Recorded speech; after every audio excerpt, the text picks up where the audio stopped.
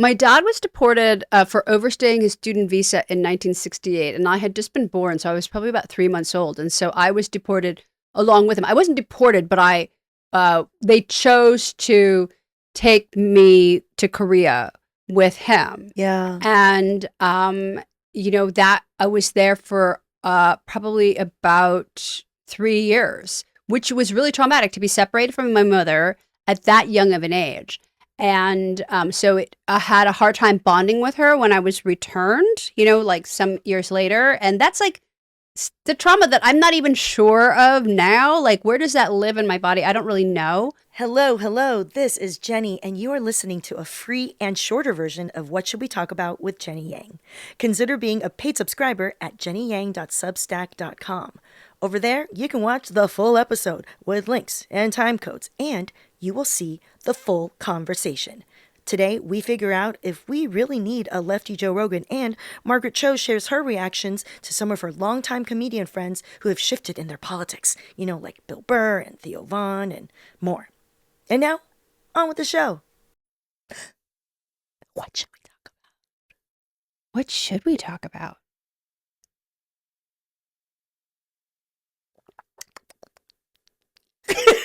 I like that you're holding it like it's a photo. It is Friday, June 13th, 2025, and this week you better put me in the Thunderdome with Max, because I am FURIOSA. This is What Should We Talk About with Jenny Yang, your weekly catch-up time with smart and funny people to find joy in an unjust world. We discuss topics submitted by our guests and you, the listener. Any topic, current, old, big, small, nerdy, petty. What should we talk about? Leave a voicemail or text at 323-250-3589. Today, we have a comedy legend and mother to us all, a she, her, and them fatale. Comedian Margaret Cho! Yay! Thanks for being here, Margaret. Thank you. Shy emoji. This is my shy emoji. Oh. Lucia's like, hi. Lucia wants to say hi. Say hi. Lucia, come here. Lucia's are not on the mic, but seen. Yes. Come on. Yeah, there you go. Good girl. Look at that. It's all right. There she is. All right, go. Margaret, what brought you a little itty bitty joy this week? That there was a Labubu protesting downtown. That is so cute. And that he was kind of dirty a little bit. So he had been out and about, decided to not hang on a purse of privilege. No. And get down, defending the people, standing with the people, getting dirty with the people, yes. Walking around in the summer heat. That is incredible. Just the biggest, furriest costume of a viral, popular sensation. I don't even get it. Labubus. I don't get it. I mean, I don't know why you would have a purse, number one. I'm really against any kind of purse. Like, I've never been a handbag lady. I don't like carrying anything. Yeah. I have a bag for my dog, but other than that, I don't have a purse. Like, I don't burden myself with carrying anything in general. It's very feminist of you. Yeah. But then also, not only have a purse, but something hanging off it that everybody wants. And it's kind of heavy. The kids these days are doing all the charms on the purses. It's just, it hangs off, it kind of gets dirty, and it sort of swings there, and it shows even more privilege. Like, you have privilege and time to collect this very precious piece, but also people love it. So, okay. And it brings people joy. So when they show up at a protest, it's to so a nice. Life-size Labubu in the summer heat. Yes. And in downtown, it's pretty hot because there's no sort of greenery to deflect that direct sun. No. So you have the sun bouncing off of the sidewalk right into that Labubu face. Shout out to the Labubu protester, whoever you are. So cute. Yeah, I love that. Yeah. Definitely going to be able to avoid any of the biometrics. Okay. That the surveillance state is trying to launch onto us. Congrats, Labubu, in real life. And how can we support you and show you love? I think, we just need to be aware of what's happening. We need to be enraged. I mean, I think this is a time where we need to ask people to be enraged and to show their rage and to talk about it and to, because I am so completely enraged that I really want community in that. Yeah. Well, I love that this was a time for you to plug anything, but you said show some rage. Show some rage, because this is like, if not now, when? Yeah. You know, if not now, when we are on the eve of this dictator's parade, that, you know, a man who can't even commandeer his own bowels is commandeering a nation. I like that the requirement for presidency is to be able to like Bowel control. Control your bowels. At the very least. There's no poop president that we want. But just like the one thing that you should be able to do. Yeah. I think. Yeah. Minimum requirements. The bar is in hell. Yeah. Is basically where we're at. There is no longer. You should be able to not have to shit your pants constantly. Like, you should always be able to decide when you're shitting and pissing. Make a decision as opposed to having the decision made for you. I agree with that. I feel like when you have that much power, you need to have bowels of steel. I'm not even asking for steel. I'm asking for bowels of average range, flesh and blood. You know, just a person that could actually control them. Like, it's like he is so incompetent at everything, including shitting and pissing. We could go on. Yeah, obviously. We'll get into more feelings soon. Me? I just, you know what made me happy? Two things this week. What made me happy was Krista Sparkles came out with a new song. So funny. She's a musical comedian. And insert the song here, just the first few seconds. Fuck ice, we ain't gonna play it nice. Oh, you wanna fight? Keep sucking daddy's dick on the far right. Fuck ice, we ain't gonna play it nice. Oh, you wanna fight? Keep sucking daddy's dick on the far right. Fuck ice,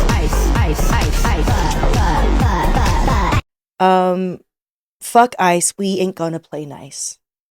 Is that song. And it's like a club house EDM banger, you know? A bop, a banger. I love it. Bops and bangers only, not from ice.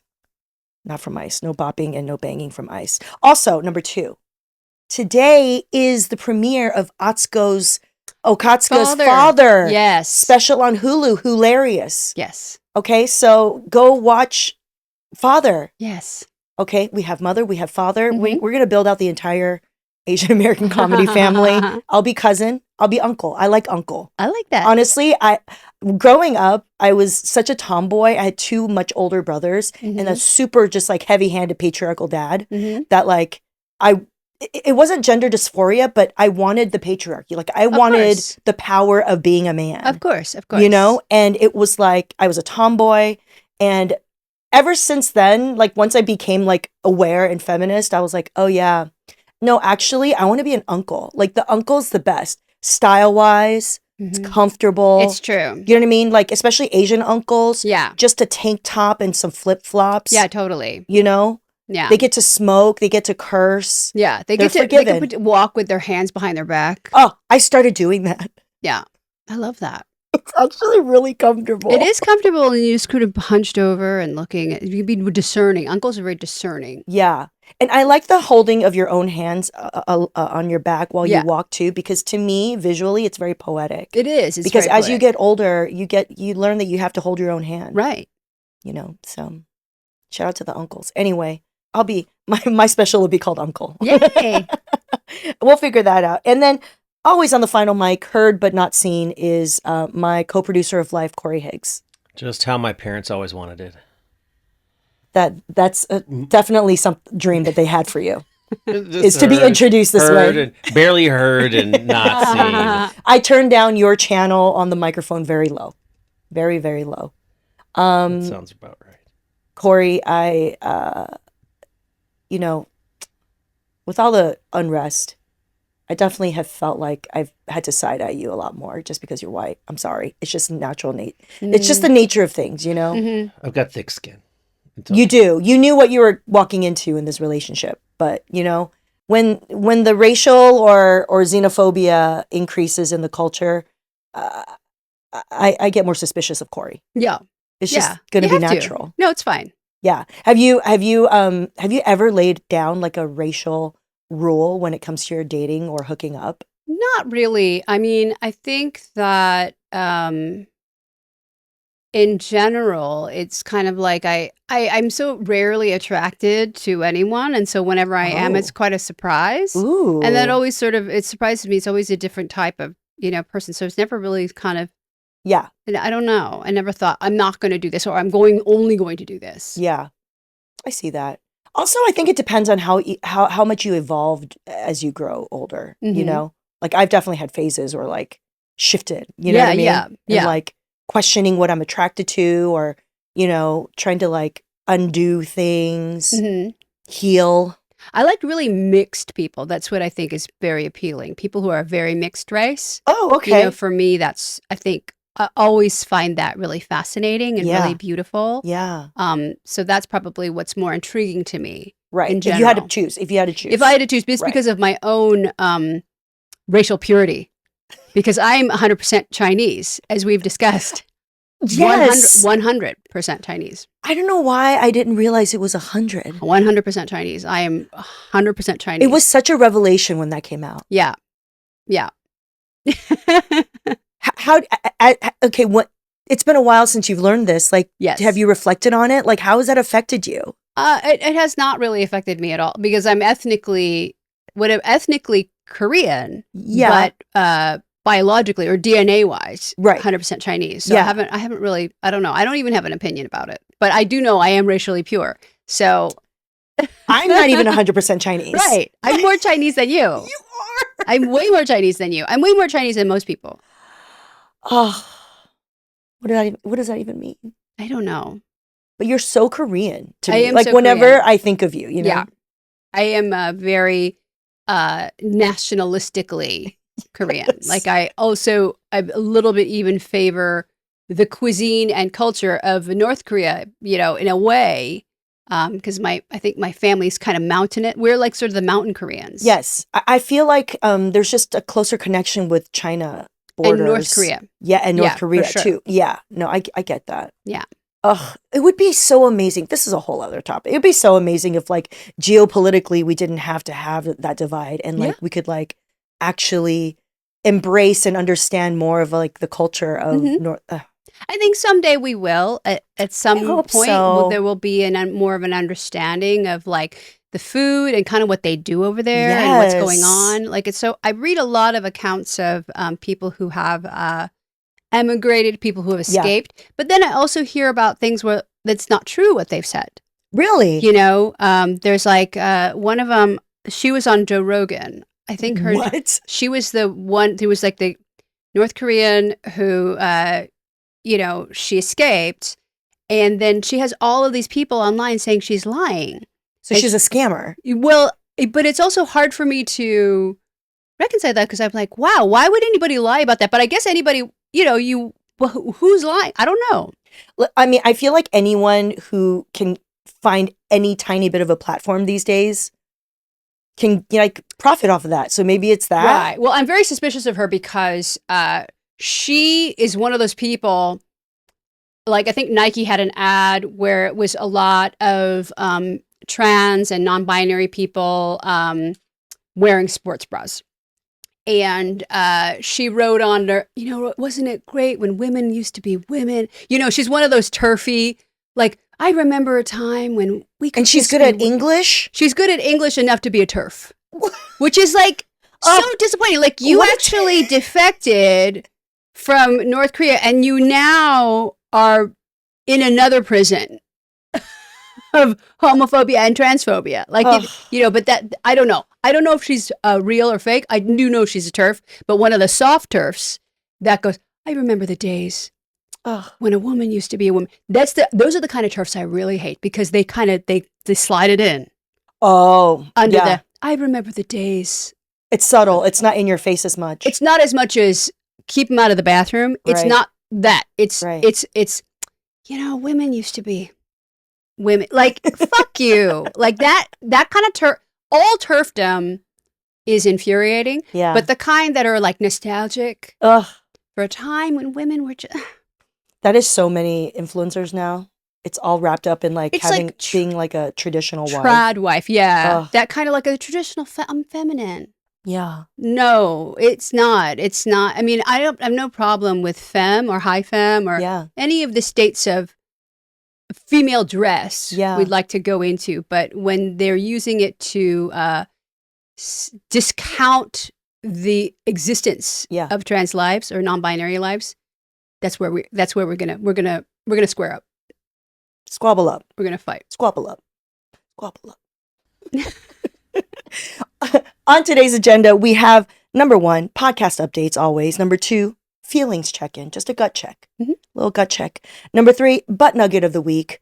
Ice staying at the Pasadena hotel. Number 4, what can the witches do? Okay, to fix all of this. Number 5, where the Dodgers at? Number 6, how being model citizens won't save us. Number 7, they say we need a lefty Joe Rogan. They say that, Margaret. Number 8, how comedians can support the resistance. Number 9, a taste test. And number 10, action items. This is just a place for you to know if you want to, take any next steps because of what we talked about today. All right? Because you don't want to feel like you're losing your mind, and because we long for a better world filled with fun, love, joy, and cool shit. This is What Should We Talk About with Jenny Yang.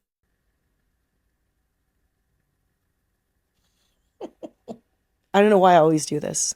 I pretend there's a throng of cheering audience. Well, they're at home. Oh, hi. Okay.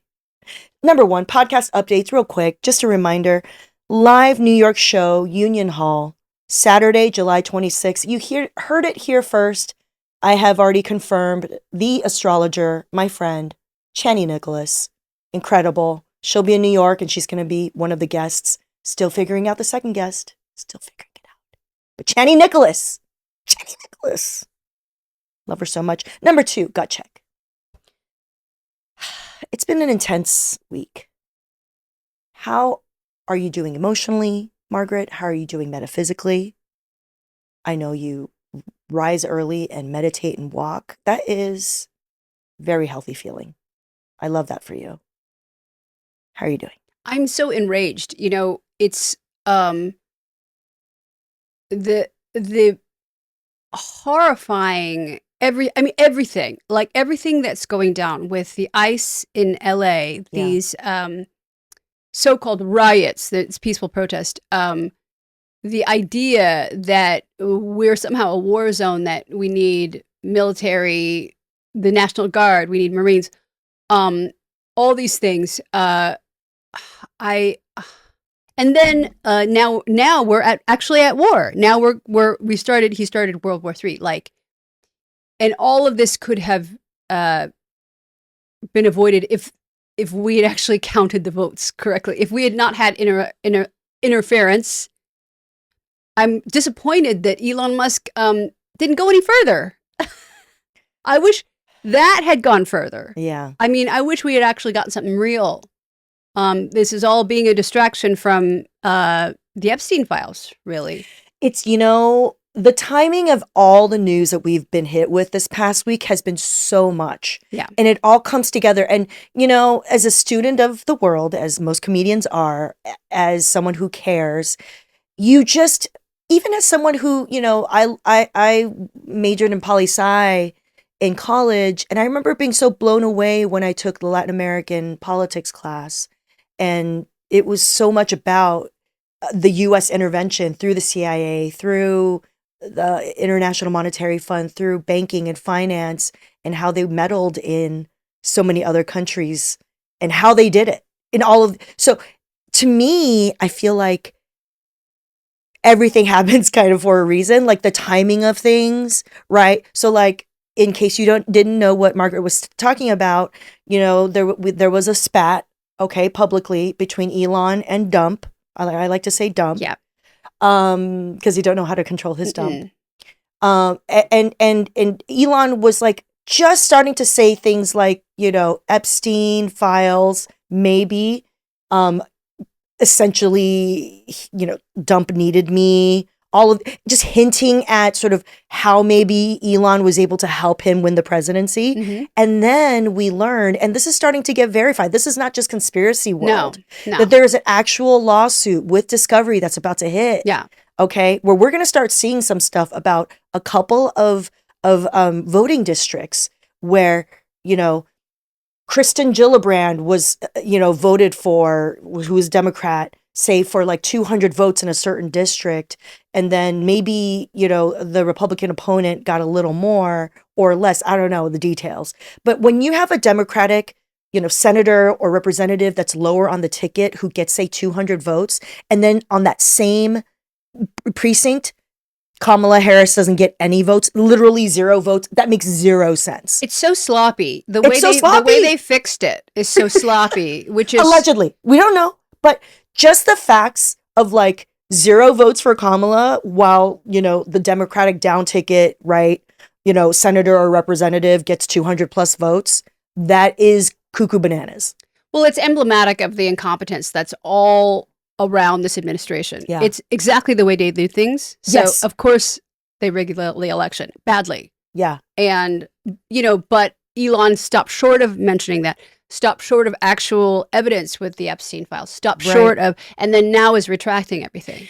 Yeah. And then coincidentally, LA ICE raids targeting the most brown, and it's not even criminals, No. illegals. No. It's just brown. It's just brown. That's it. I mean, there's other people who've been picked up. No, trust me, Asians, black folks. But, optics wise, story wise, it's yeah. like, look at those brown people. It's people working at Home Depot. Yes. It's people serving tacos. Yes. It's street vendors. Fruit vendors.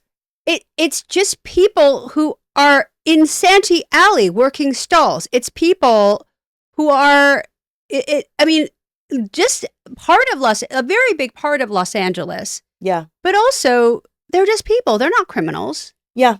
And he knew that this would be emotionally tough for us. He knew that. And then we just learned yesterday that Israel, a proxy of the US, has been launching preemptive airstrikes at Iran. Which, if you know anything about Middle East politics, it's bad. It's really bad. And so, because Iran is one of the few nuclear weapons holding countries, essentially. That's like a huge marker of when a certain country might be powerful or dangerous, right? Like if you set something off. So it's not good, guys. It's so The timing is all bad. It's so bad. Like, yeah, he's failing in every possible way that he can in this profession. This job. He's failing in every capacity, whether it's hiring, whether it's policy, Yeah. whether it's doing things that he said he's going to do. Like all these things, it's just he's failing in everything, including that big thing where if Kamala wins, we're going to have World War III. Actually, no, because you won. Now we have World War III. Yeah. I feel like this is just how he's been. Like we've all known this, but people voted for it, which sucks. Which is now in question because now we're going to learn. Did they really vote for it? Also, Yeah. like the immigrant thing, like the amount of people who are supportive, who are for it. Yeah. Where I look in my comments whenever I talk about anything vaguely about this, Yeah. they say, "Well, say that to Lake and Riley's parents." I think Lake and Riley's parents actually are sick of being used as a political pawn by you. Ugh. They have said many times, stop using her name. Keep her name out of your Who's mouth. Lake and Riley again? Lake and Riley is the woman that was killed by an undocumented immigrant. And it's Yeah. the one thing that they always say. It's because he was here. That's why we need to get rid of all these people. Yeah, we'll get to the whether or not we need to be model citizens here, Mhm. but you're feeling enraged, and so am I. And I just had my therapy session yesterday, and so I think between Thursday when things started to pop off, and then like yesterday, I have completed what my therapist and I like to call a stress cycle. Yes. Right? I don't know Yes. if you refer to stress cycles, but so much of our immigrant parents, frankly, and people we know, they perpetually live in a stress cycle that's not complete. Yeah. you know, and that's one of the things I'm trying to be more mindful of is like when I get like anxious or stressed out about something, there needs to be a resolution, a release, Right. you know. What therapists like to talk about is a stress cycle, for example, is just a part of who we are as animals. You know, when like a deer is threatened by a lion and they may, you know, fawn or flee or fight, right? Those are the stress responses. Say they like play dead. Even when the lion leaves and they're still alive, the stress hormones are still in them, so they have to shake it off. So you see them physically actually shake it off, and then they like bound away. I know. So I'm trying to always remember that image of like being like a little fawn, getting up and being like, so I could be happy. Yeah. And run away. That's good. And go eat in the pastures. Rather than cope in other not good ways. We have to find ways of coping and shaking it off, and that's why I'm glad for the protests. You know, that's given me a lot of relief, even if it's not just attending, but also being able to watch it on lives, watching it through social media, and watching it also happen all across the country. And then tomorrow will be very, very big, and I think, you know, there's a lot of fear around that too. Yeah, the No Kings protest. Yeah, the No Kings protest, which they're saying there's a lot of people that are going to attend in order to start a riot, in order to, that's not our goal. No, it's not our goal, but it's to optically overshadow the wild military birthday parade that's going to happen in DC. Yeah, but I'm scared of people like J6ers who are now free to run around. They're being employed by ICE probably. Who are employed, and they're being employed by ICE, but they want to start stuff, you know, to make us look bad. Like they say Antifa.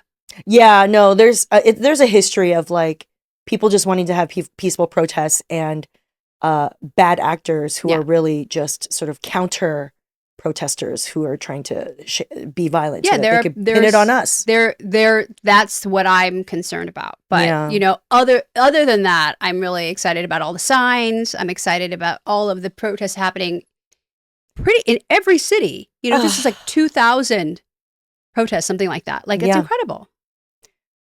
It's so many lines have been crossed this week. Alex Padilla just this morning was manhandled and detained, but maybe not arrested and released. And it's like, that was yesterday. Sorry. I don't know. It's all blurry.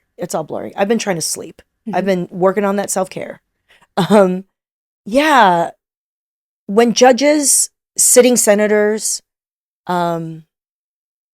citizens, are being arrested. There's no up or down. You know what I mean? No, there's no reason. Yeah. You know, we're in a constitutional crisis. Yeah, we're in a very, very bad constitution. We're in a dictatorship. It's already too late.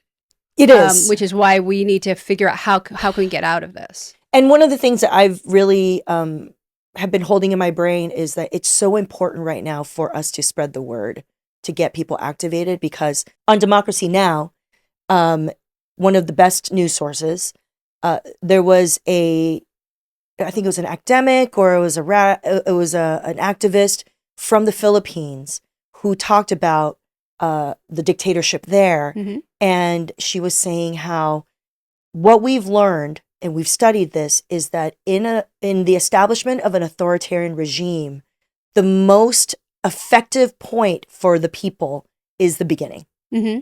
Right? We have the most power. There's the most latitude to push back is the beginning. Yeah. And we're pretty much there right now. Right. You know, I mean, you could argue that we're deeper than we should have been, but this is the time. Yeah. Because what happens is if people stay unactivated, it becomes normalized. Right. And then it starts creeping in. It is totally the frog getting boiled slowly in the water with a slow increase of the fire. Yeah. Right. It's that metaphor. And I feel that. I feel like that feels right. You know, I'm like, you sound smart. You're a researcher.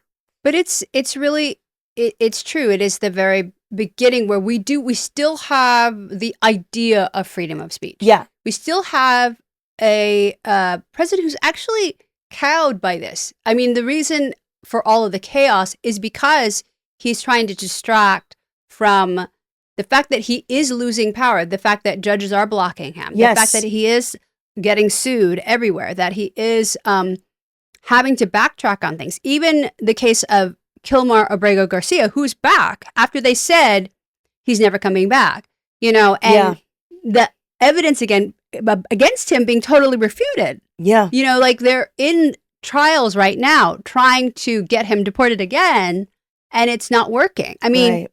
Who knows what's going to happen, but they said he could never come back, and he's back. Yeah. No, so this is the time to really push and show, America's never been ideal. It's foundationally flawed. But,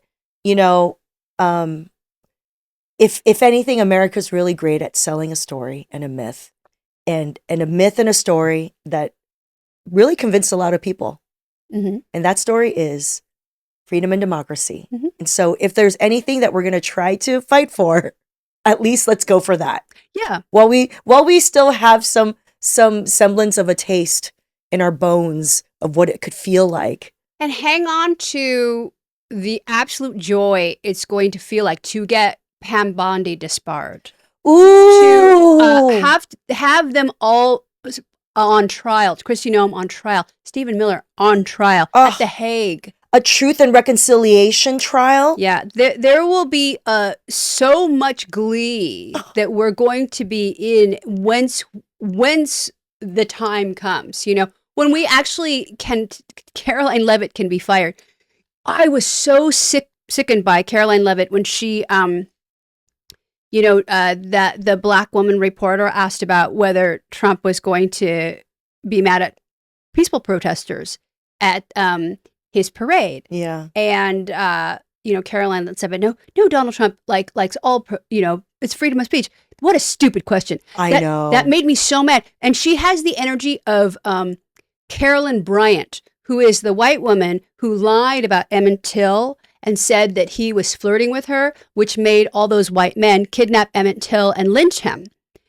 It's that energy of the white woman who lies about black men and gets them lynched. That's the energy that Caroline Leavitt has when she takes a perfectly intelligent and important question from a black woman reporter and says, what a stupid question. Like, people say, well, she's just assertive. She's just strong. No, what we're doing is we're empowering the kind of racism that got black men lynched. So it makes me so on fire in my heart. Like, this is happening. And I think that it's, I cannot wait until we are not only rid of this administration, but punishing them for the criminals that they are.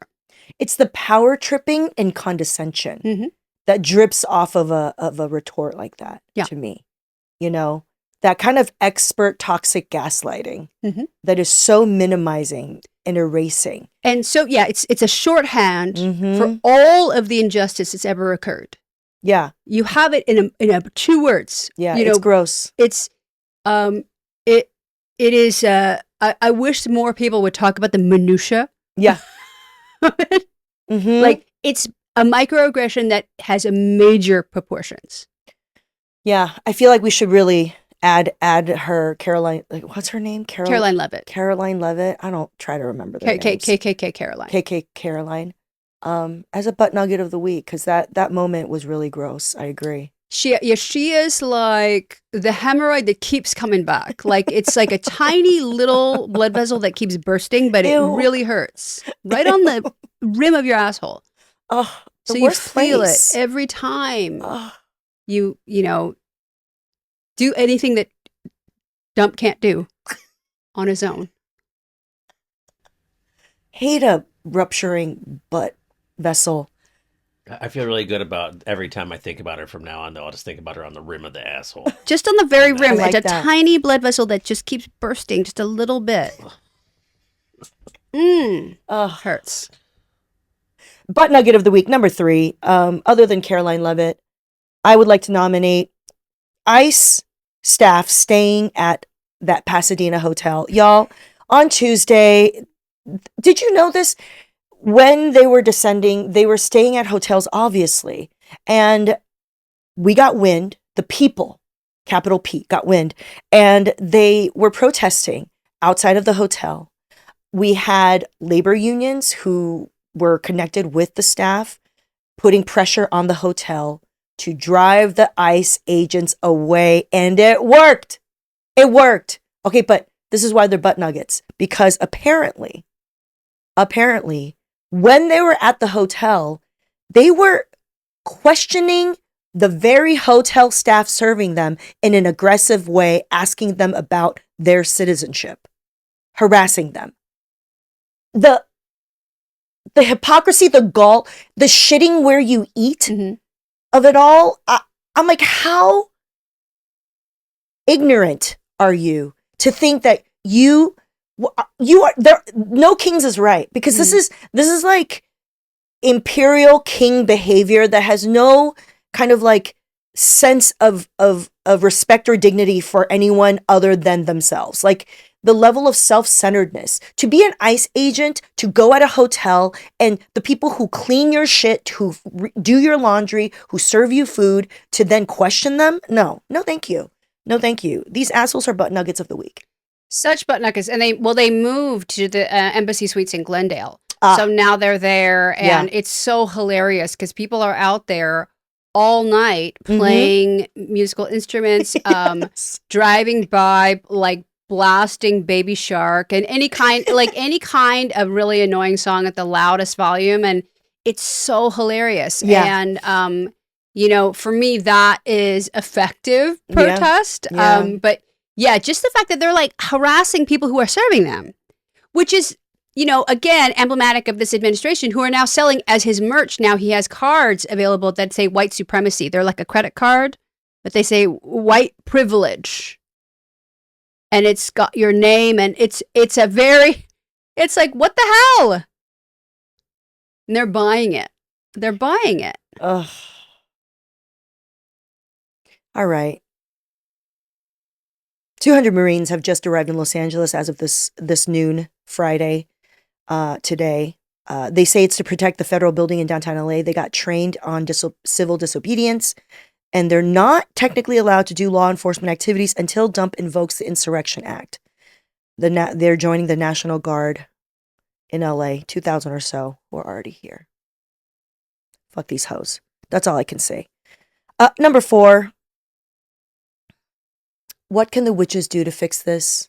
Margaret, you talked about how you've been disappointed that, because you're a witch, you identify as a witch, and you thought that the witches would be effective at this point. Well, since 2016, I've seen a global, a kind of a real awakening of all witches online getting together to do things. And this is these are witches globally, like in Romania. They're actually like doing these very elaborate spells, and then in every culture has their own form. Yes, and you see it all over. The Santeros, you see it like Palo Sante, like all like burned, and his name being put in the freezer. Like everybody's doing this, and I thought that over at a certain point we would reach a critical mass where you would actually see some result.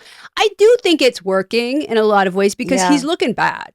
Yeah. He has a very, very apparent physical decline. Yeah. And cognitive decline. Yeah. Which is pretty pronounced, but it hasn't seemed to affect his reach or his power. Right. So I wonder, is there a cabal of MAGA witches? Which actually I think there are. I mean, Christianity is a craft.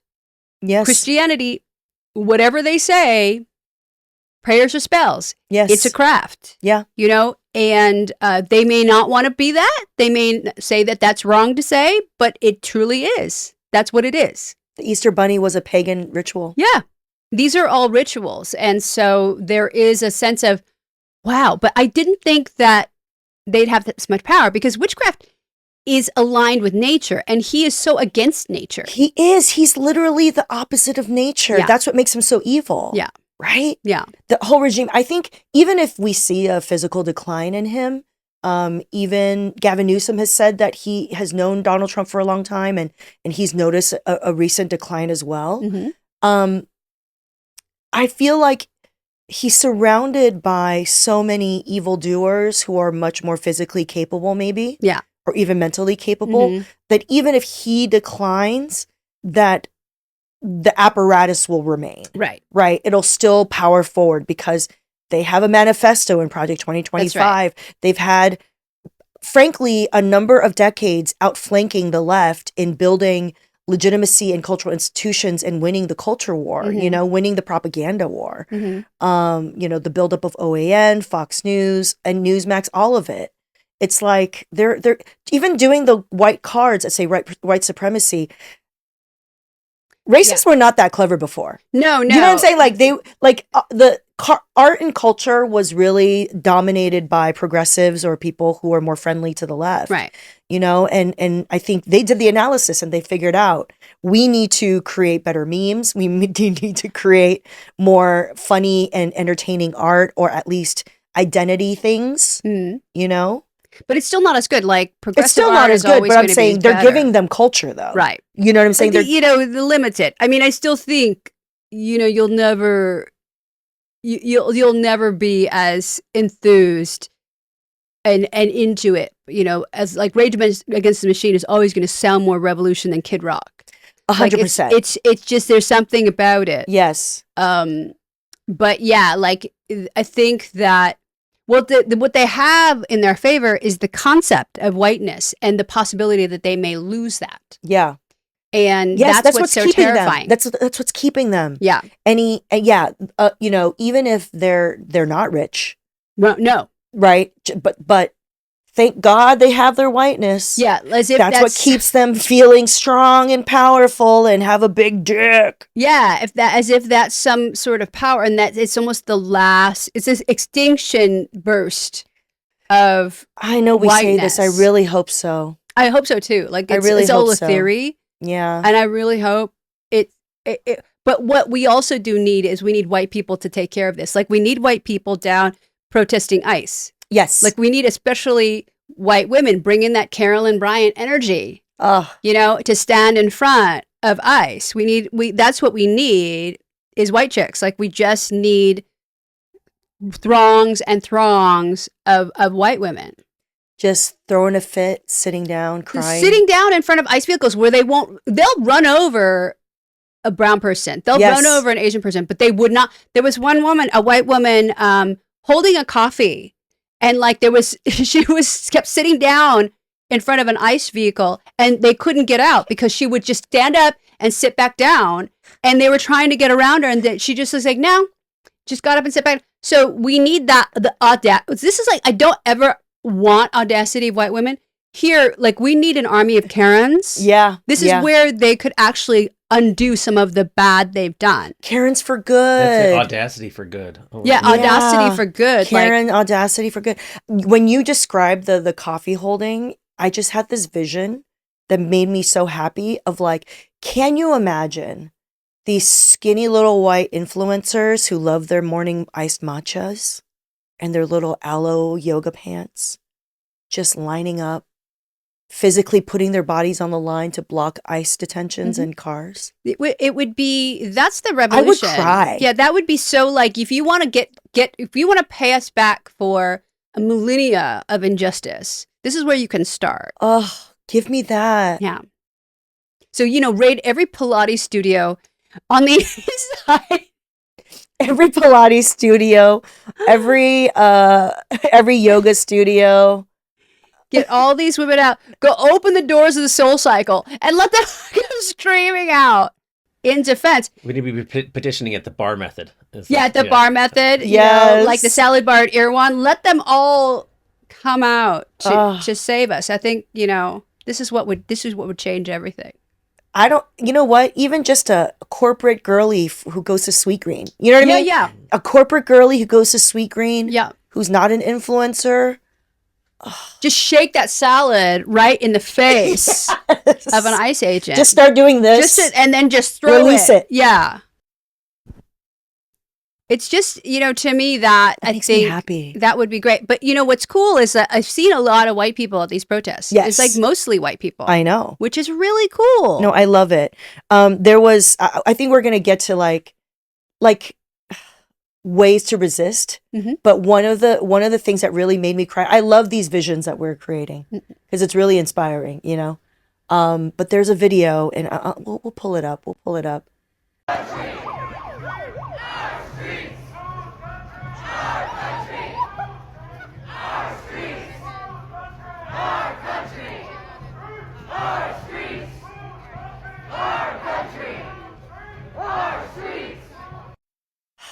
I think it was in Denver or Colorado.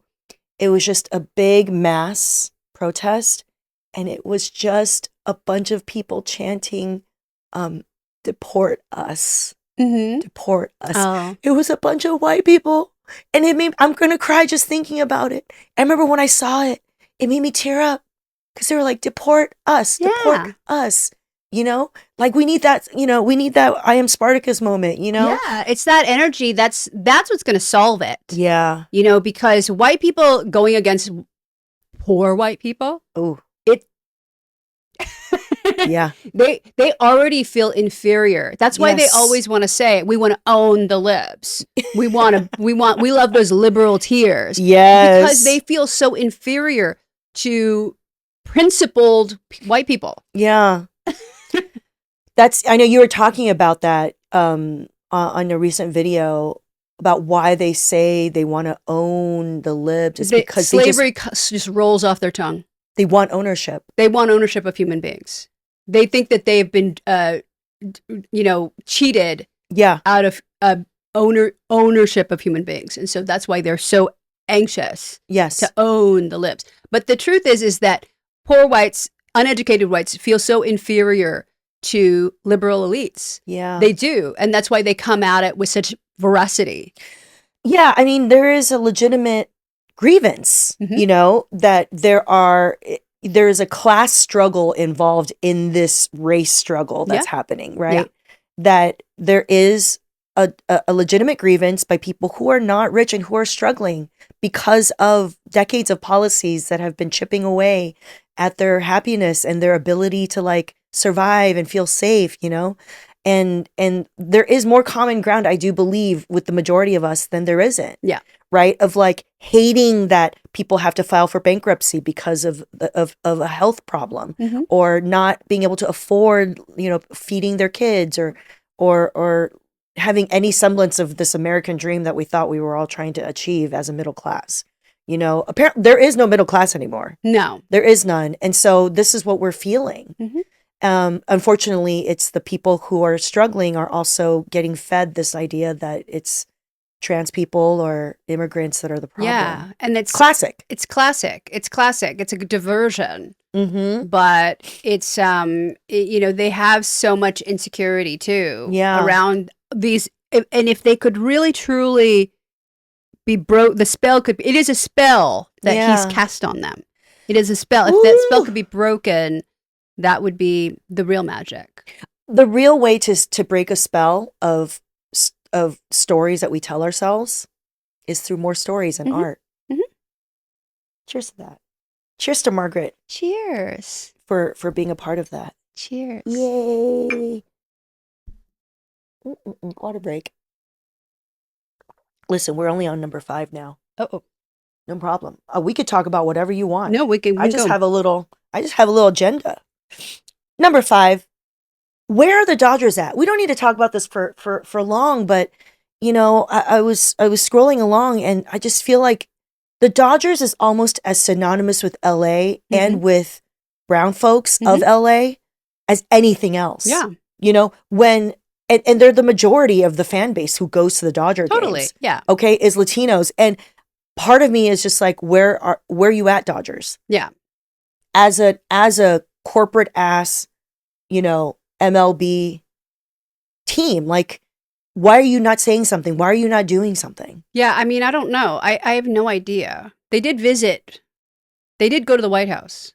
I know. But, did they get like glamored and seduced? I wouldn't say that they are I wouldn't say that they are supporters, but I think it's hard to get away from sort of the optics of, regardless of the administration, if you've won, you want to be applauded. Yeah. So I get that.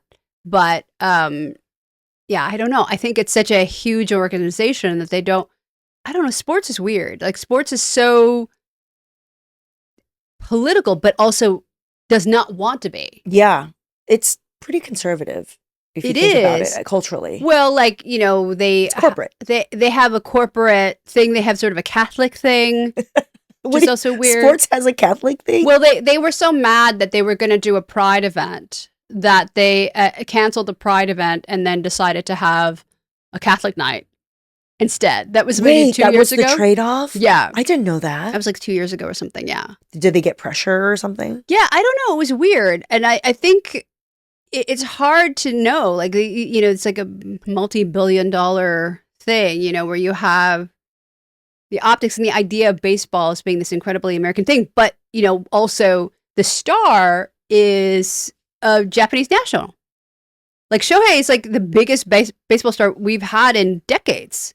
If they try to detain Shohei Ohtani, maybe even more folks will rise up. Yeah, I mean it's it's and it's a prime example of what immigrants do for us. Yeah. Is somebody like that. Yeah. So again, like that, this would be a great time for somebody to speak to that, him to speak to that even, but who knows? I don't know if I trust Shohei to speak to this moment. He's still trying to get over the whole, he's got his own things He's got personal he's got to deal problems. with there. Yeah, he's got some gambling issues that are out there. Yeah. So. Yeah. But it's on the MLB website, on Major League Baseball's website for sales for all their different teams and stuff. The Dodgers have Vamos los Doyers, like selling shirts that are LA strong and legitimately in Spanish. I know. And it's like that's you're selling this through the MLB website and you're not supporting the people on the streets. I Yeah. know. Anyway, do better, Dodgers. Mhm. All right. And this is a good segue to number 6 because what I wanted to talk about is the idea of how being model citizens will not save us. It won't. No. Just like even when you talked about Shohei, it's like, oh, look at the contribution he's made, Mhm. right? Yeah. That is such an ingrained part of how we talk about what it means to be an immigrant in America. The fact that like there are those who deserve and those who don't, because there are good immigrants and there's bad immigrants. It's just it's the binary that underlines Yeah. the way we talk about it. Mhm. Every time we talk about immigration or immigrants, it's always about they're good, hardworking people. They pay taxes, and yes, that is a benefit. But I feel like I'm seeing the discourse shift a little bit, and I want to keep pushing it to be like maybe we don't need to talk about the value and dignity of immigrants according to what productivity they can provide America. Yeah. Because that is a trap. Right, because we have value no matter what we do. Because we're human beings. Yeah. And that's the kind of world I want to live in. Right. Where we respect and respect the dignity of people because they are humans. Mhm. Not because they sell us fruit, they clean our homes. Or do the jobs that we don't want to do. That too, right? That's always such a part of the Right. natural argument. Like a very capital L liberal Yeah. argument, and I get why we did that Mhm. because in America, our culture is so dripping with capitalism and needing to prove our worth as productive individuals. Mhm. And we know we need to undo that. We need to undo that. I'm trying to undo that within myself. Mhm. My history of my life, how my parents raised me was to be a model minority Asian. Mhm. Right? My dad was educated. My mom was not. She was a garment worker. My dad was like a middle manager, worked for China Airlines. We moved to America because of that. Great. We had a professional status that allowed us to go to LA from Taiwan.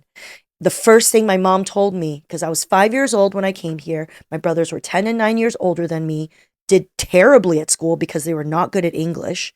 Okay. I immediately took to like assimilating and knowing English, translated for the family as a child. The earliest memory I have of America is my mom telling me, do not be like me. She's blowing her nose, coming home from the garment worker shop or whatever, the factory. And it's, the snot is covered with like fibers and gray. And me being like, ew, gross. Why is that? And her being like, don't be like me. go to school, listen to teachers, get straight A's, and you'll be fine. Mm-hmm. You know, repeated over and over again. And I did that. Mm-hmm. 4.5 GPA, all of the activities, got into Harvard, MIT, all the good things, got scholarships. They didn't have to pay for anything, you know? And I was so depressed. I did that. And I was like, this is not fun. No. This is not the answer to happiness. There's more to life than this, you know? And even now, even when I like got into comedy, I beat myself up so much. It's such a competitive, right, industry. You got to have a lot of grit, obviously, and motivation. But man, you definitely got to manage your mental health. Oh, that's the most important thing. It is. It is like truly a foundation. Yeah. And it always goes back to that lesson for me of like, wait, I'm still trying to undo straight A student Jenny. Yeah. Do you know what I mean? And Yeah. how I live, even if it's just like doing this podcast or, you Right. know, like, and when I think about that and I connect it with the way we talk about immigrants in general, it feels so personal to me. It is personal because it's like we have value not because of what we do. We have value because we're just here. Yeah. Because we just are. Yes. And that's enough. And I don't have to pay for my existence with excellence. Oh, that's why the Asian excellence, the Black excellence, I love celebrating achievement. I love that. Yeah, of course. But it also, it can be dangerous. Well, it's like I don't want to have to require that in order to have the right to survive, Yeah. to the right to exist. Yes. Excellence exists on its own, and it's a wonderful thing to aspire to, Yeah. but it's not a way out of white supremacy. It's Yeah. not a way out of racism. It's not a way out of classism. It's not a way out of justifying or we're justifying our existence. Like we don't have to. We shouldn't Yeah. have to. I just wonder if all the wellness girlies can be radicalized to think about this way. You know what I mean?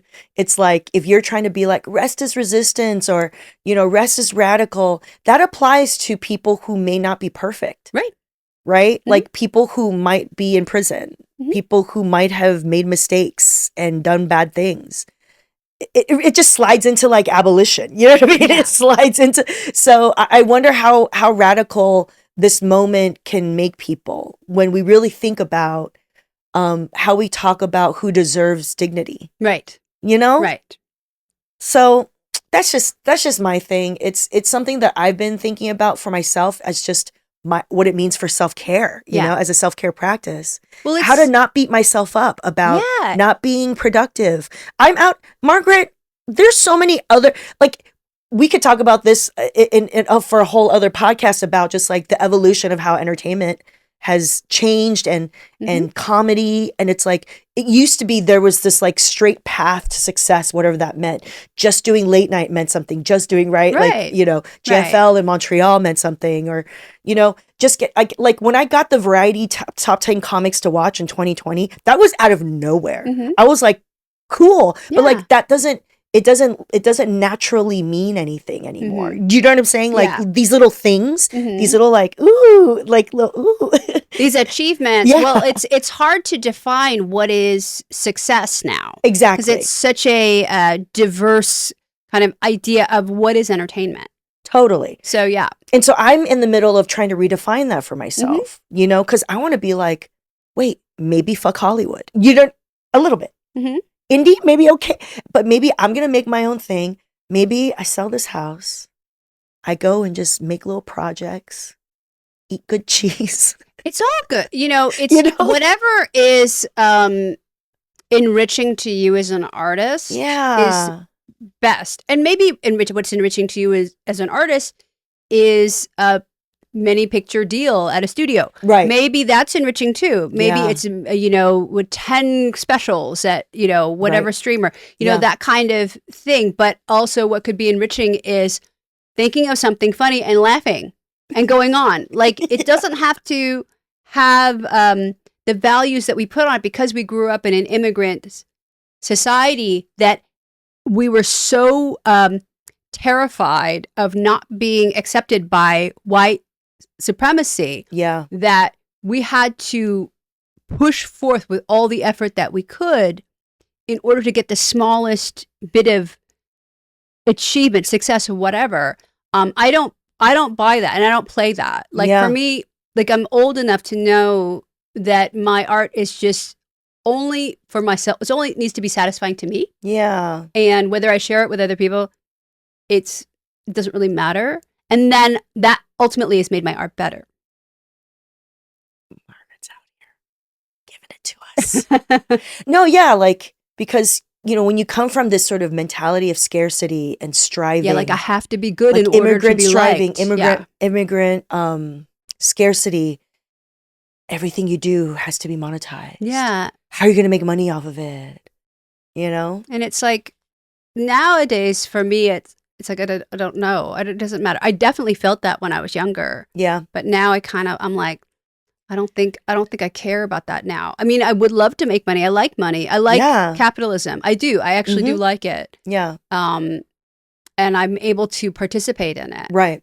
But it's also something that I realized too much of my psyche was dedicated to this idea of achievement that was being part of the model minority. It was a different avenue, Yeah. because so much of it was like, oh, you have to go to, my parents wanted me to go to Brown.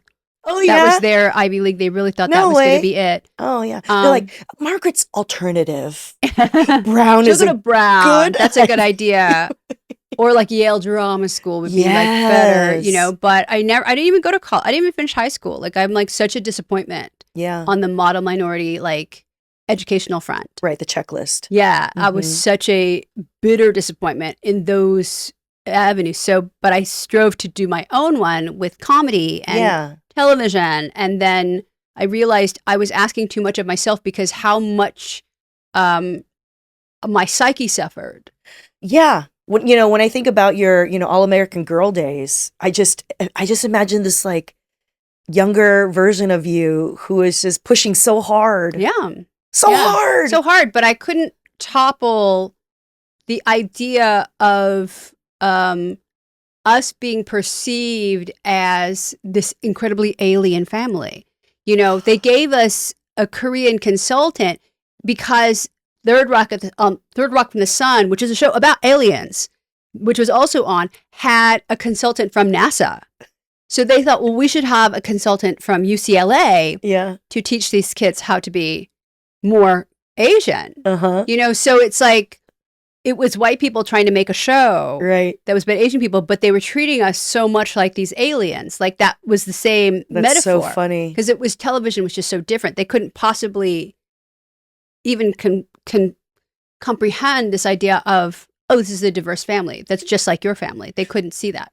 I love this imagined moment by a network executive who was just like, Third Rock from the Sun, alien family, did great. Let's get another alien family on the air. Which is noble in their way. If you think about Koreans. 1990s, yeah, it's incredible. Like, it's actually like, wow, these people who were like, let's do this. Let's do this. This is really out there. Yeah. It's Asian family. Wow. So it is noble they tried. Totally. Yeah, being a model minority is not going to save us. No. I wish Asians learned this sooner. Because we're constantly getting immigration. I feel like there's still an entrenched group of Asians who just still believe the myth that America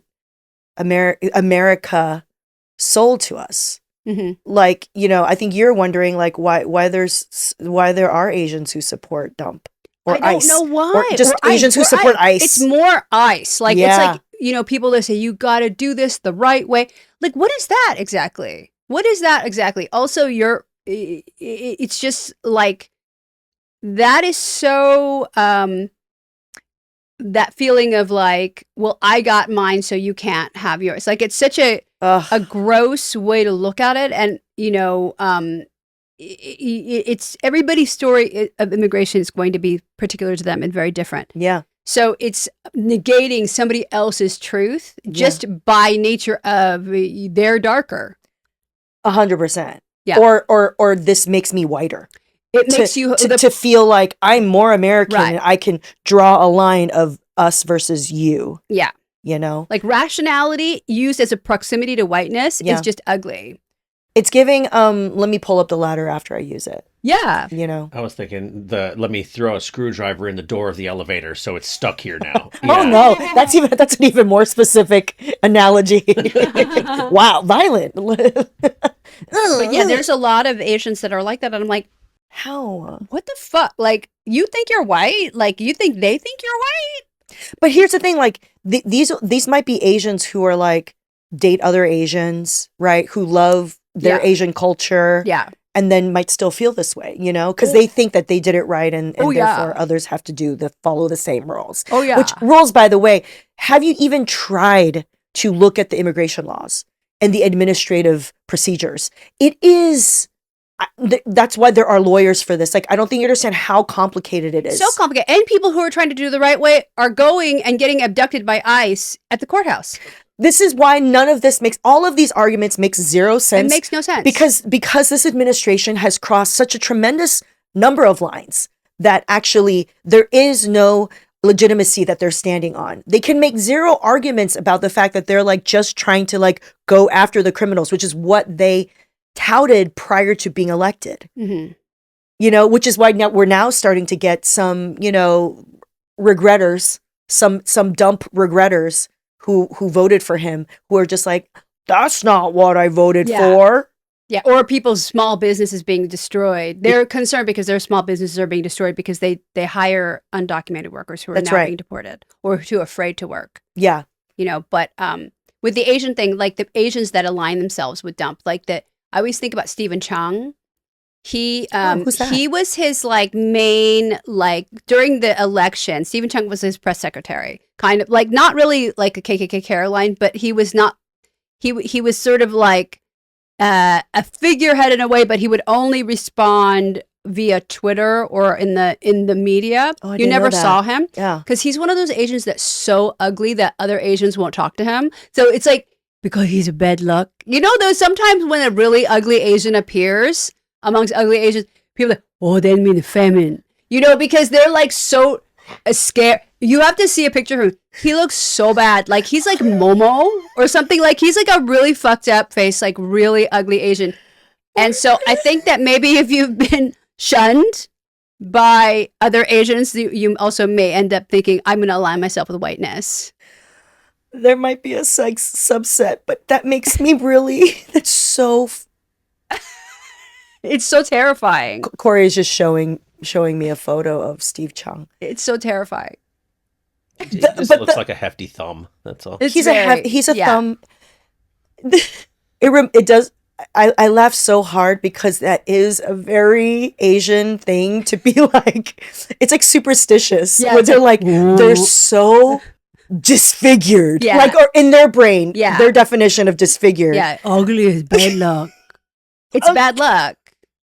Because you think like nature's going to give you signs. And that's one of them. Listen, everybody is beautiful. Yeah. Okay, let's establish that. In their own way. Yeah. In their own way. And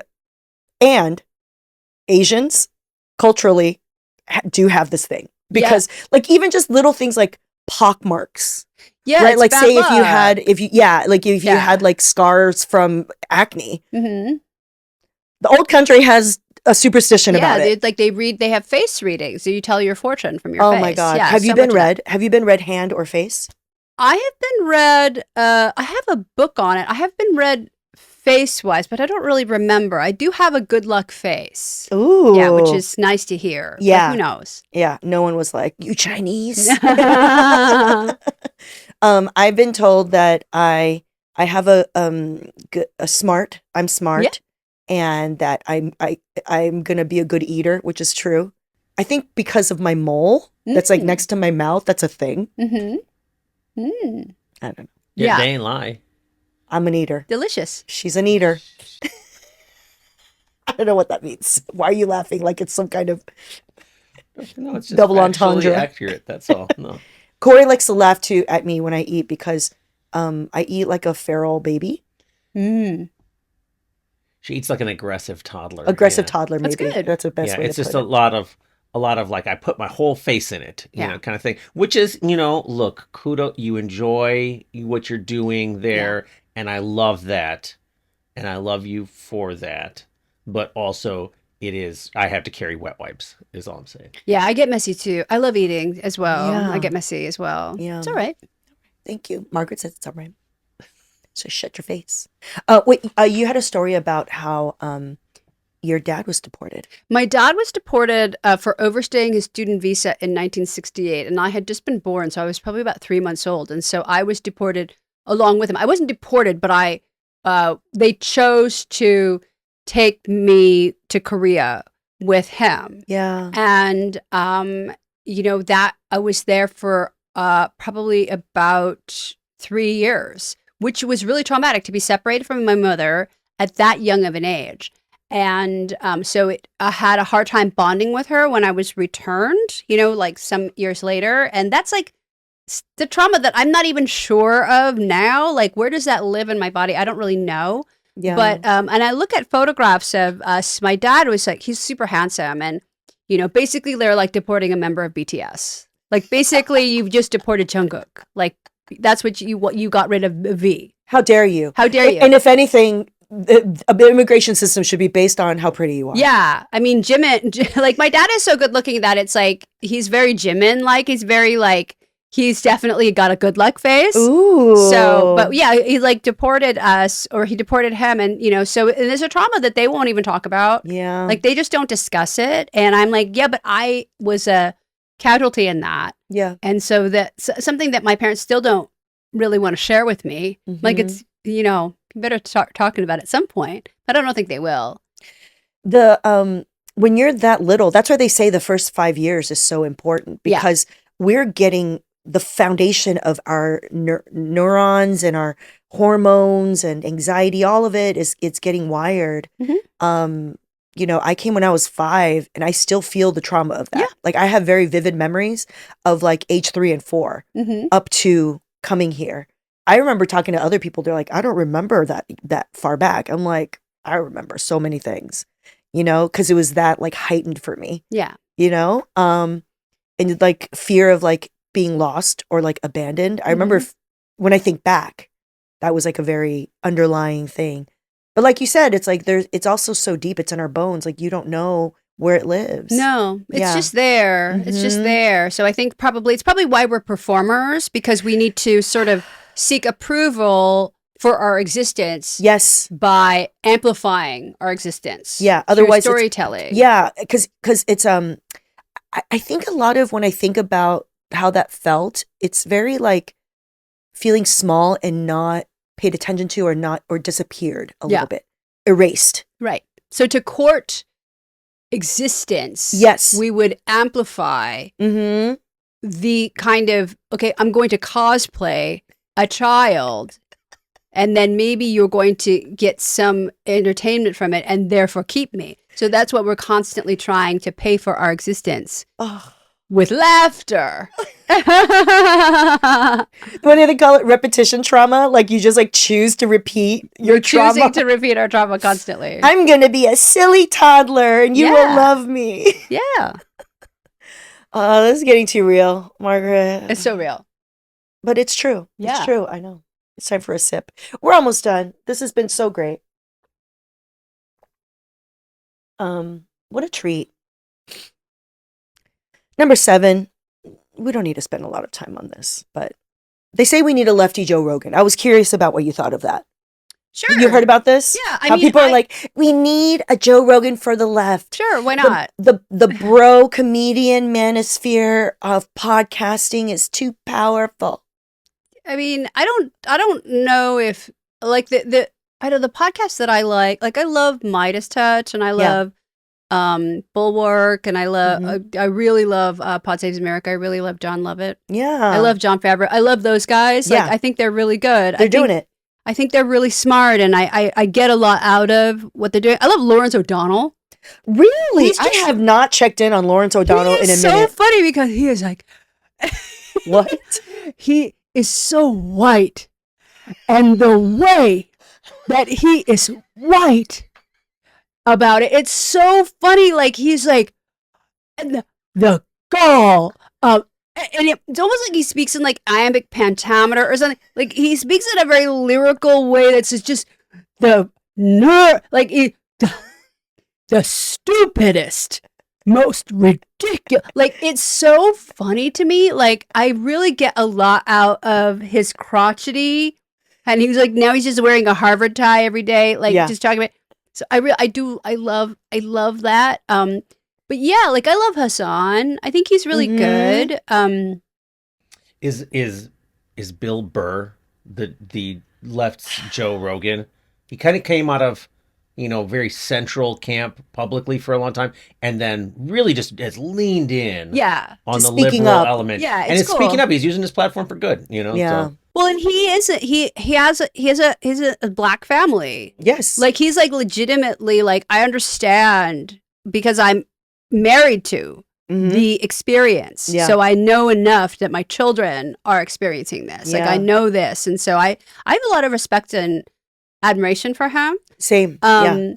But I don't think about him like as a podcaster in the same way that I do of like Joe Rogan. Yeah. Well, because Bill will sell out arenas and the Parthenon and stuff. It's different. Yeah, Yeah, yeah, he's He's legitimately performing. like a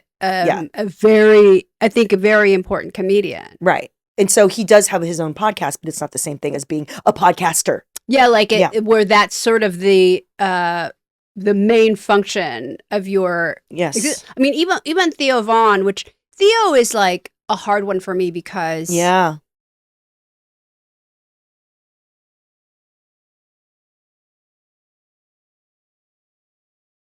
Look at that. You just caught the end of the free episode. For the whole thing, the whole shebang, full episode, of course, go to jennyyang.substack.com. Paid subscribers, keep me talking my shit. And get the full extended cut plus bonus material. Plus, being a free Substack subscriber is fun too. You get access to our subscriber-only chat where you can start threads about each episode and the wild news of the world with me and a like-minded community.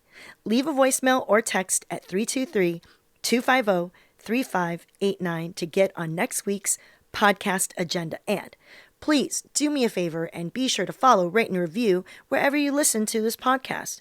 If you write a cute one, we might just read it on the air. Thank you.